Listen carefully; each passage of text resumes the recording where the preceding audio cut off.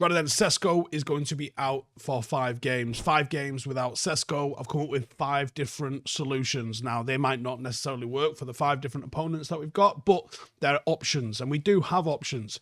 They might not be perfect, but we are in a situation where we have to deal with it.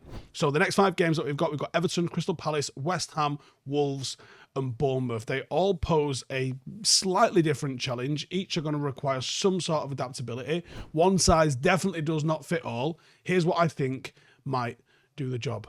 Number 1, Cunha and Mount. Now, Cunha's profile is a versatile, flair-driven forward that gives him a different dimension as a number 9 than you would expect with Benjamin Sesko, and actually even from Xerxes.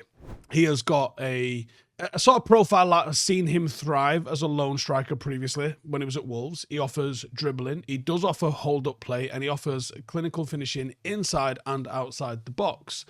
And if you moved Cunha into the number 9, that would allow Mason Mount to be played. And Mason Mount is someone that has probably played his best football at United under Ruben Amorim this season. He excels as a bit of a high-energy number 10 who has intelligent movement and a really strong work rate. Moving Cunha centrally as the centre-forward and Mount as the left-hand side number 10 unlocks a little bit of synergy and empowers both players to play to some of their strengths. Cunha is direct and he has got an effectiveness that draws markers, allowing Mount and Mbuemo to roam, to link play, to find space, and to press would be a massive bonus for our front line. Mount's inclusion helps address some of the struggles that we've had with balance and attacking cohesion, and Mount can bring that pressing higher up the pitch, balancing what we're trying to do defensively, and allow the likes of Casemiro to just anchor in a deeper zone. Here we are. It is the end of 2025 coming into view. Time is moving fast, but it's not too late to make this your year. There is still time to make real change for yourself or even for someone that you care about. Maybe there's one habit that you've been meaning to quit, and I think you know the one. That's where Fume can come in. It isn't a vape and it isn't another gimmick. It is a clean, natural tool built to help you take back control. No nicotine, no vapor, no batteries. It's just flavoured air that feels good, keeps your hands busy and your focus sharp. And there's loads of flavours. You've got cinnamon hearts, black licorice, spearmint.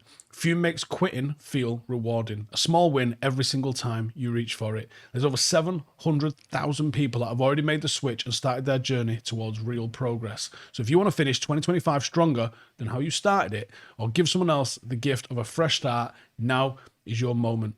Use the code Stephen Howson, that's STEPHENHOWSON, Stephen Howson at tryfume.com to get a free Fume topper with the journey pack. That's tryfum.com, or just scan the QR code that is on the screen.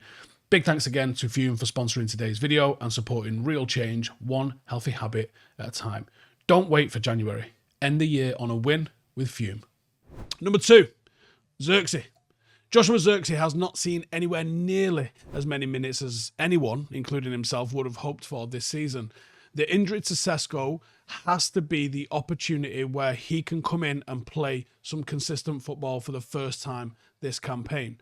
The games against Everton, West Ham and Wolves might suit Xerxes especially.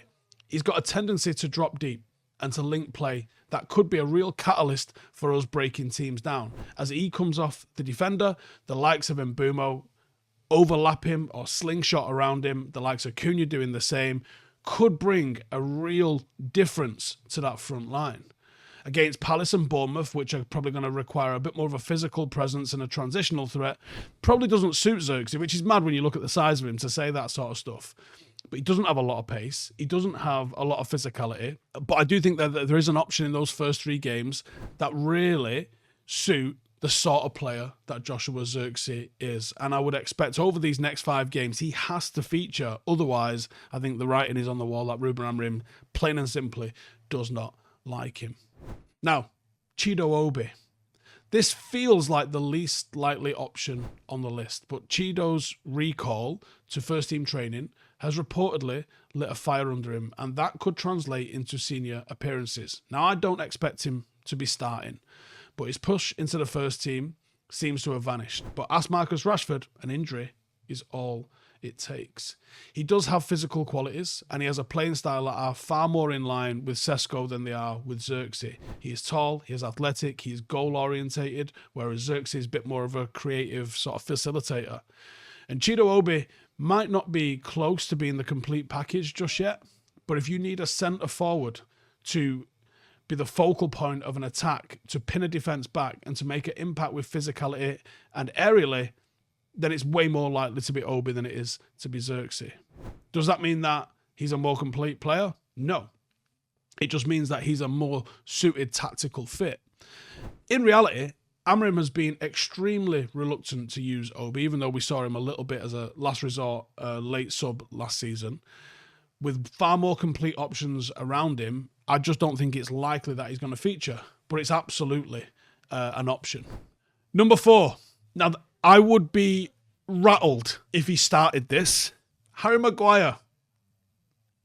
Now, he is dominant in the air, and he absolutely solidifies United's back three at certain times. But he has proven that he actually has the nous to make an impact offensively. And I'm not joking.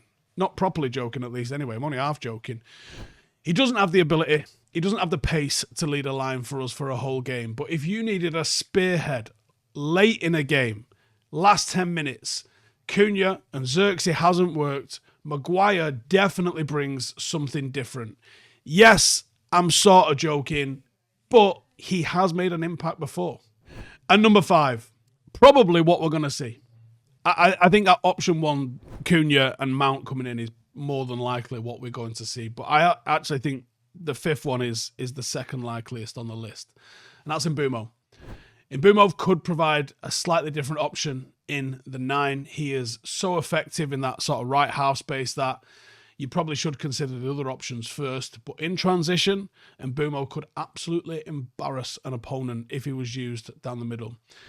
He's far from the towering target man like Sesko, but he could really, really excel as the man tasked with being that complete forward who drifts across the line, starting centrally before maybe rotating deep, because we've seen him do, or wide to receive. The left foot that he's got enables curled finishes from the right channel, but the pressing could cause so many problems for opposition defenders.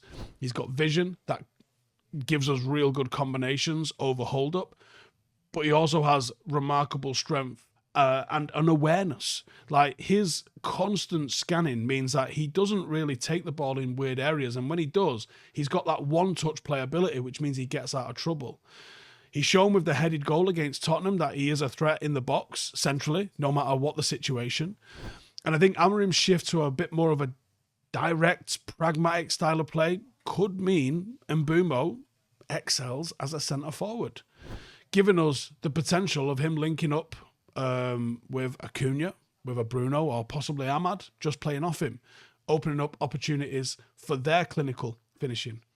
Now, the most effective attacking pattern would be in transition, no doubt, because Mbuemo's burst into space for counters creates overloads with either Diallo on the right or Cunha on the left. And his XG overperformance means that if he gets an opportunity, he puts it away. He's ruthless when it comes to goal scoring, and he's got an ability to pull strings. So against low blocks, that's still effective. You're not blunting him by denying him space in behind. He comes and operates in front of the defensive line. He's a player with a unique skill set. Probably our best player at the moment. Suitable for every occasion and every opposition. It's whether or not Amorim decides to go with that and bring Ahmad into the 10 off the right-hand side. Maybe go with like a Mazraoui at right back, or even Delo at right back. But there's 5 options there. One of them probably unlikely, except for a last throw of the dice in the last 10 minutes. But let me know what you guys think in the comments below. What would you be doing to replace Sesko? Is it Xerxes? Is it Cunha? Is it Mbuemo? Chido? Or maybe it's Harry Maguire? Let me know in the comments. See you in the next one. Laters. Hey, thank you for watching the video. If you are new around these parts, then don't forget to subscribe. My channel is proudly supported by my community on Patreon. If you'd like to get a little bit of extra content, a Discord group, meetups, 5-a-side games, weekly podcasts, behind the scenes, and even an occasional bit of transfer news as and when I get it, then for the price of a pint, you can show your appreciation for the content that we make and get some goodies for doing so as well. Check the link in the description or click the button right here. You'll also find all of my socials here too if you want to follow me on any of those platforms. Nice one.